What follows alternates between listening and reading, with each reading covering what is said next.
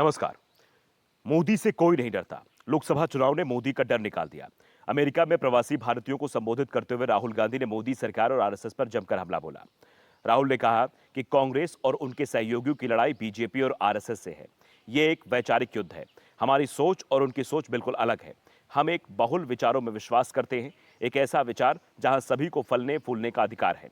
हिंदुस्तान में सभी कल्पनाएं स्वतंत्र रूप से घूम सकती हैं, जहां आपको इस आधार पर सताया नहीं जाता कि आप किस धर्म में विश्वास करते हैं, आप किस समुदाय से आते हैं या आप कौन सी भाषा बोलते हैं। जबकि एक बहुत कठोर है, केंद्रीकृत विचार है और हमारी यही लड़ाई है। बीजेपी और आरएसएस अपनी विचारधारा को दूसरे पर थोपने का काम करती है। हम इसका विरोध करते हैं। कांग्रेस और विपक्षी गठबंधन की बीजेपी और आरएसएस से इसी को लेकर लड़ाई है। राहुल एक बार फिर कमजोर वर्ग की बात करते हुए कहा कि हमें अपनी संस्थाओं की रक्षा करनी है।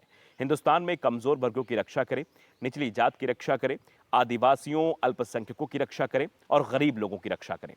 भारत जोड़ो यात्रा का जिक्र करते हुए राहुल गांधी ने कहा कि मैं जितने लोगों की आवाज बन सका या बनने की कोशिश की, तो इसके लिए आपको जाना होगा और समझना होगा कि आखिरकार हो क्या रहा है। आपको कृषि जगत में वहां हो रहे संघर्षों में बहुत गहराई से जाना होगा, वित्तीय प्रणाली में, कर प्रणाली में भी जाना होगा। राहुल ने कहा कि कांग्रेस पार्टी को मोदी सरकार ने भारत जोड़ो यात्रा और न्याय यात्रा करने के लिए मजबूर किया था, क्योंकि लोकतंत्र में सामान्य रूप से काम करने वाले सभी साधन काम नहीं कर रहे हैं। मीडिया काम नहीं कर रहा था, अदालतें काम नहीं कर रही थी, कुछ भी काम नहीं हो रहा था। इसलिए हमने कहा ठीक है, चलो सीधे चलते हैं। हम गए और ये काम कर गया। इस यात्रा का असर लोकसभा चुनाव में दिखाई दिया। कांग्रेस की सीटों की संख्या 52 से बढ़कर 99 हो गई, तो बीजेपी की सीटों की संख्या 303 से कम होकर 240 रह गई। यानी बीजेपी बहुमत से पीछे छूट गई। 543 सदस्यों वाली लोकसभा में बहुमत का आंकड़ा 272 है और नरेंद्र मोदी को इस बार प्रधानमंत्री बनने के लिए अपने सहयोगी दलों के आगे झुकना पड़ा है और इस सरकार के कामकाज में भी दिखाई दे रहा है। लोकसभा चुनाव के बाद से किसी भी विपक्षी दल के बड़े नेता के खिलाफ ईडी का कोई एक्शन नहीं हुआ है।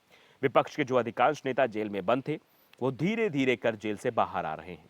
अगर दिल्ली के सीएम अरविंद केजरीवाल का मामला छोड़ दिया जाए, तो अधिकांश विपक्षी दिग्गज अब जेल से बाहर आ गए हैं और अरविंद केजरीवाल के बारे में कहा जा रहा है कि वो भी जल्द ही जेल से बाहर आ सकते हैं। राहुल गांधी ने कहा कि नरेंद्र मोदी के प्रधानमंत्री बनने से पहले के हिंदुस्तान और आज के हिंदुस्तान में बहुत कुछ बदल गया है। 2014 में नरेंद्र मोदी के आने के बाद भारत की राजनीति बदल गई। हम राजनीति के ऐसे दौर में पहुंच गए जो हमने पहले कभी देखा ही नहीं था। आक्रामक, हमारे लोकतांत्रिक ढांवों की नींव पर हमला, ये कठिन लड़ाई लड़ रही है और व्यक्तिगत रूप से इसने मुझे बदल दिया।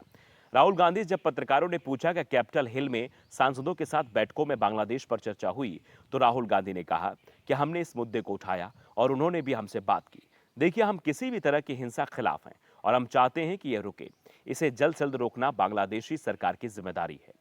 हमारी तरफ से ये हमारी सरकार की जिम्मेदारी है कि वो दबाव बनाए ताकि हिंसा रुके। भारत पाकिस्तान के संबंधों पर भी राहुल गांधी ने अपनी बात रखी। राहुल गांधी ने कहा कि हमारे देश में आतंकवाद को बढ़ावा देने वाले पाकिस्तान के कारण दोनों देश पीछे रह गए हैं। हम पाकिस्तान की ओर से हमारे देश में आतंकवाद को बढ़ावा देना स्वीकार नहीं करेंगे। इसे किसी भी कीमत पर स्वीकार नहीं किया जाएगा और जब तक वो ऐसा करते रहेंगे तब तक समस्याएं बनी रहेंगी। तो समस्याओं के निराकरण के लिए लगातार 3 दिन से अमेरिका में राहुल गांधी मोदी सरकार और आरएसएस पर हमला बोल रहे हैं। इसके पीछे की कहानी क्या है, इसके पीछे का क्या राजनीतिक कारण है, या वाकई में राहुल गांधी देश के लोगों के बारे में सोच रहे हैं, ये वक्त बताएगा।